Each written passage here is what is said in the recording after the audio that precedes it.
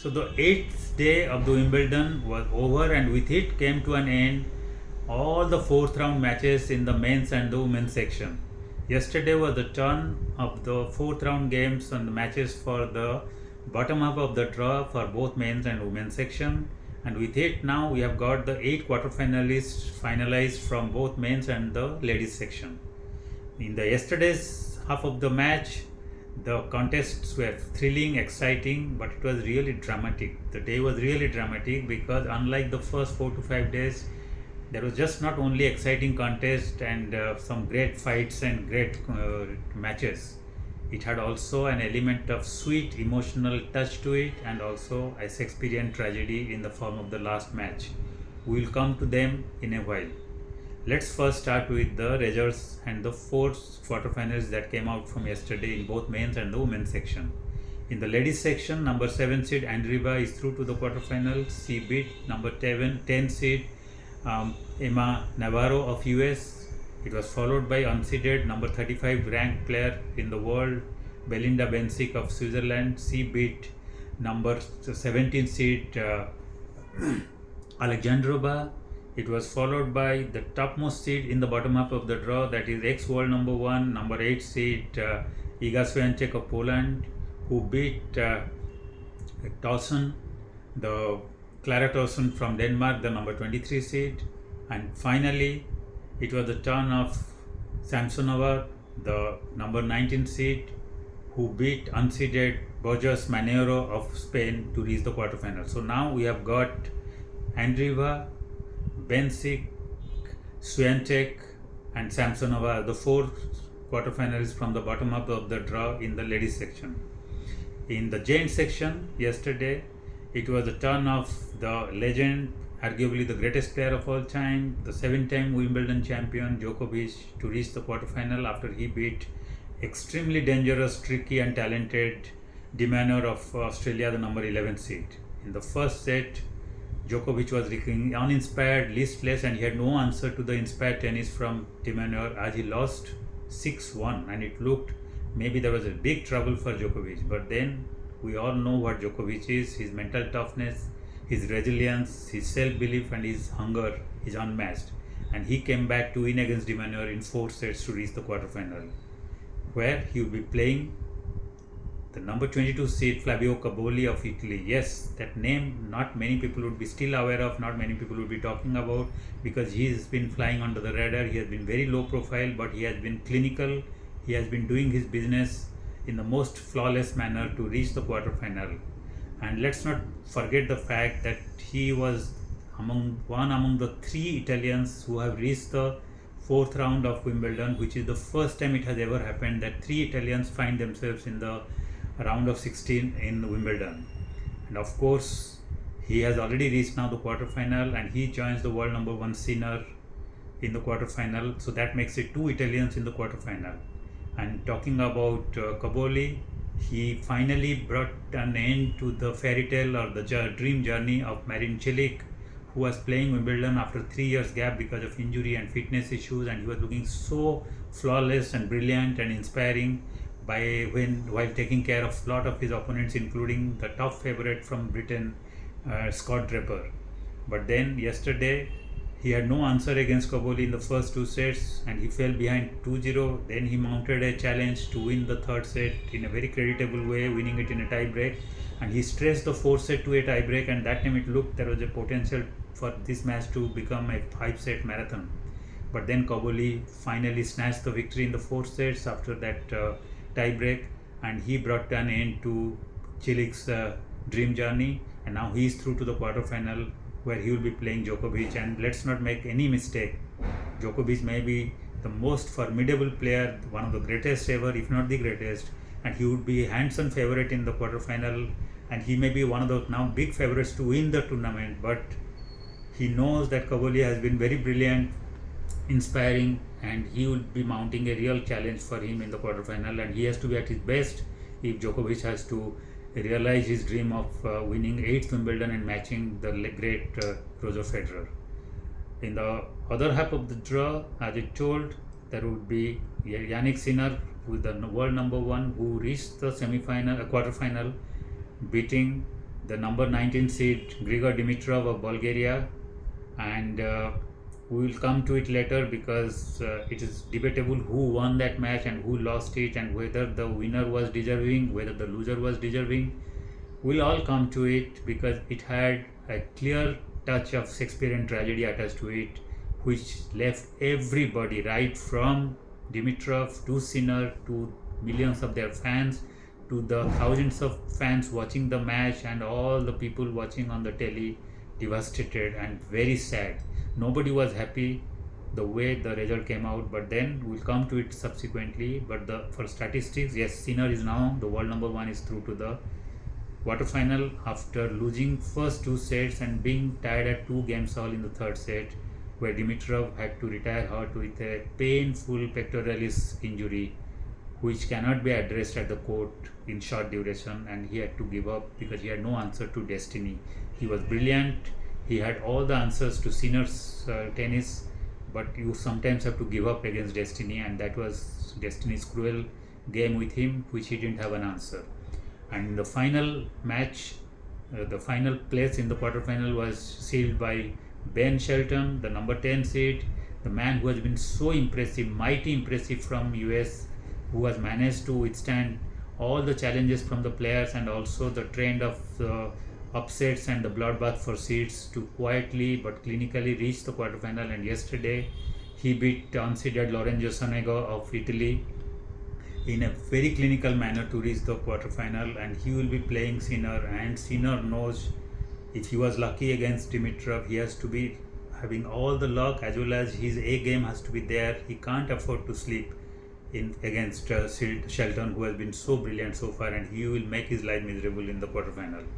So yes, the quarterfinalists have been finalized from the yesterday's bottom half of the draw, and the lineup is clear. It will be Andreeva in the women's section against Belinda Bencic, and then it will be Swiatek against Samsonova, whereas in the men's section it will be Djokovic against Koboli and Sinner against Shelton.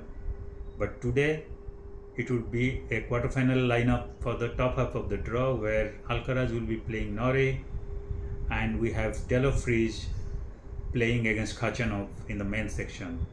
In the women's section, it will be Anisimova who will be playing the 34-year-old Pavlyuchenko, whereas the world number one seed Aryna Sabalenka will be playing against 37-year-old Laura Seichfeld from Germany.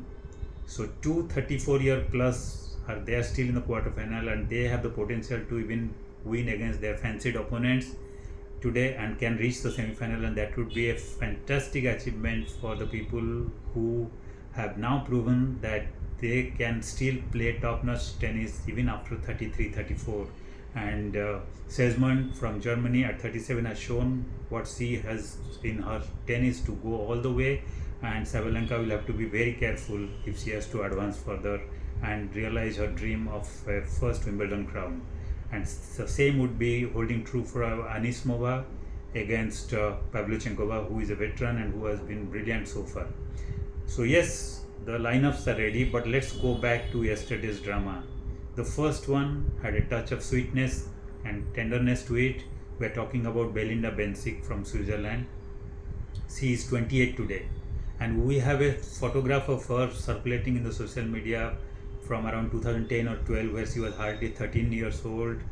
And then at that time she had taken a snap with her idol, the legend Roger Federer, just as a fan, and it looks so beautiful, she looking so awestruck with Federer in the frame. And then after a few years she got a chance to play Hoffman Cup with Federer as her partner, and what a brilliant match they played. They won it, and really it completed a sweet, beautiful story where a fangirl got a chance to play with her idol and win matches at the topmost level, at the biggest level. But that was not the end of it. The drama continued, and it has been such a beautiful journey this year for Bencic, because in 2023 she had a real heartbreak, and it was crushing defeat for him because she was up 2 match points against the ex-world number one, the formidable Iga Swiatek, and she was just 2 match points from reaching her first ever Wimbledon quarter final. And there pressure got to him and something happened and Swiatek upped her game and she managed to have a Houdini's act. She escaped with a win and that broke the heart of Bencic and her fans because she once again was denied a place on her first Wimbledon quarter final. But then she took it on her stride, she went back, she delivered her first child, the happiest moment of her life in April 2024. And then it was expected that now that she has been going down a hill a little bit, she was also getting no younger, she might not put tennis at the forefront of her priority. But then in April she delivered the kid, she had wonderful moments with the kid, and then by January she was back on the court. Her magnificent team was supporting her fantastically, and in January she was in the court, and in July here she is at the quarterfinal, her first maiden quarterfinal at Wimbledon and her first quarterfinal achievement since 2021. Yes, she had reached 3 quarterfinals at the US Open, but this is her first quarterfinal and she has achieved it with a 15-month-old kid for whom she has been also doing her job and duty as a mother to the best possible way she could. Yes, she has her family supporting her and also helping the kid, but she is carrying the kid everywhere she is going.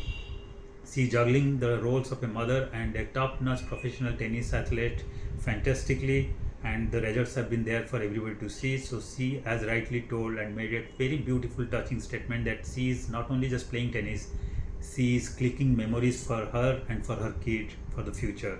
And indeed it was a beautiful moment when she reached the quarterfinal and her love for the kid and for tennis was evident. So fantastic, great story from yesterday. Now let's come to the sad part, the part which we are talking about as the Shakespearean tragedy. World number 1 Sinner was up against world number 19 and the 19th seed Grigor Dimitrov of Bulgaria. As everybody will be knowing, Dimitrov, when he just came into the tennis circuit 10-15 years back, he was considered the baby Federer because he had all the talent and the game that Federer had, and he looked capable of taking the mantle from Federer and the baton when Federer would fade out. But somehow after 2014, he reached the peak in 2014. Things started moving down a little bit. In 2014, he was at the peak. He beat the legend Andy Murray in the quarterfinal at Wimbledon and beating not only the great player but also thousands of passionate, biased fans on merit to reach the semi-final, and where he gave a mighty scare to the legend, arguably the greatest player ever to have played tennis and the king of Wimbledon to some extent after Federer, that is Djokovic, and the eventual champion Djokovic there, before losing in 4 marathon sets, out of which 2 were really long tie breaks, and ultimately Djokovic had to dig deep to beat him, and that was his peak. He had already reached semi-final and he had the potential to win a Grand Slam, but somehow the decline started because he could not cope up with the pedigree and the talent and the awesome presence of the 4 big players, that is Federer, Djokovic, Nadal, Murray, and to some extent Del Potro, and against the exploits of those 4 legends, Dimitrov could not achieve too much statistically, though all the talent he had, he could create problem for anybody on his given day.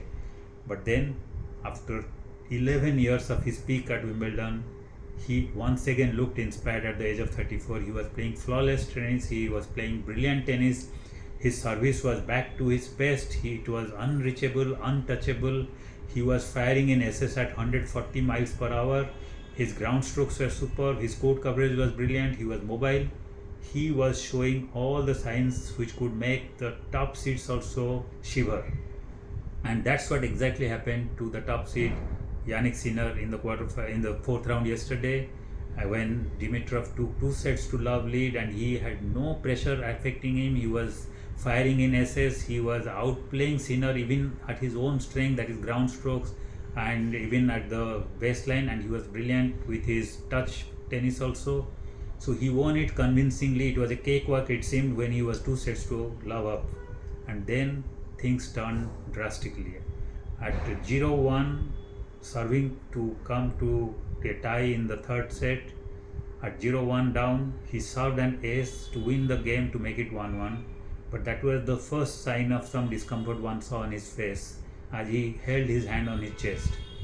And in the subsequent game of his service, trailing 1-2. He served a big serve and then made a brilliant volley to win it, but then immediately he collapsed after tying the game 2-2, the set 2-2, and he collapsed on the court, and then he could not rise because he had something snapped in his shoulder or chest. He was holding his hand on the chest, and right from there he knew he had incurred a pectoralis injury, which is a really career threatening injury. Forget that moment, forget that match.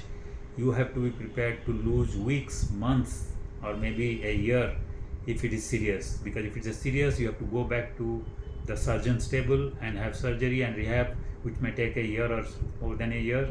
But even if it's a minor, it would take months and all the rest you need to really come back to playing professional tennis.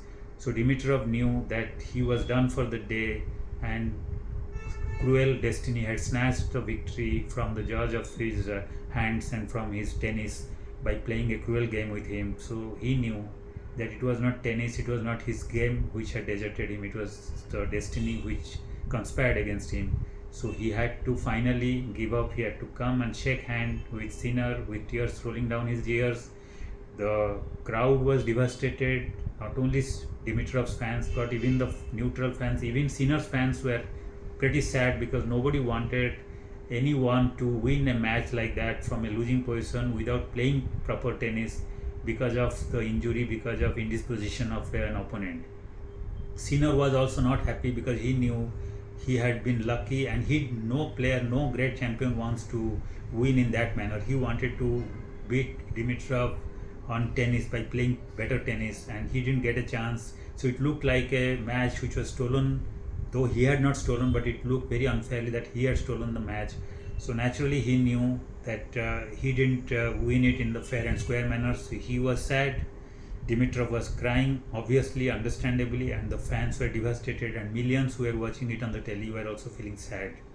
That is not the way you wanted a match to be over. That's also more when it is a quarterfinal slot is at stake, and Dimitrov looked really capable of going deep in this year's tournament. But anyway, we have to move on. Now the quarterfinal lineup is ready. Sinner has moved to the quarterfinal, but he is looking vulnerable now. He is no longer looking the great man who was looking so invincible in the first week, where he had lost only 17 games, creating a record as the man losing the lowest number of games to reach the second week and the fourth round of this tournament. So till that first 3 rounds he was looking invincible, but now no longer. And plus that fall he had in the earlier rounds, which caused a little elbow injury, that affected his tennis also to some extent. One has to see how he has recovered, and it didn't look very threatening. Maybe a rest and maybe the painkillers and rehab would physiotherapy will help him, but we have to see how he fares in the subsequent rounds, especially when there is a tricky match coming up against Bencic. So yes, Sinner is through, Djokovic is through, and so are Bencic and Kaboli. So but today we will have to be focusing on the top half of the draw, where it will be Alcaraz playing against Norrie, the local favorite. The fans would be all rooting for Norrie, though Alcaraz is so popular. It would be an interesting match, which would be followed by Taylor Fritz, the man who is a survivor from the first week. He is there now, he's looking impressive, and he will be playing against Khachanov, again a player who has been below radar a little bit, but has been very impressive, and he looks brilliant. And if he plays at the true potential of his tennis, and Fritz plays the way he played in the first couple of rounds, then there can be trouble for Fritz. But then, as we know, in the big matches, the big players come to the party, so we can enjoy. In the ladies section, there will be world number 1 Sabalenka, who will have a also tricky match because she will be playing against Laura Sismond, the 37-year-old. So Sabalenka has to be at the peak of her game and match, and she can't allow any mood swing or any flip and flop in his tennis, because then the match can be over very fast at Wimbledon. And in the other quarterfinal, there would be an interesting match coming up, because we have the 34-year-old from Russia, that is Pavlyuchenkova, who would be against Anisimova of US, and who is the last hope for US in the ladies section.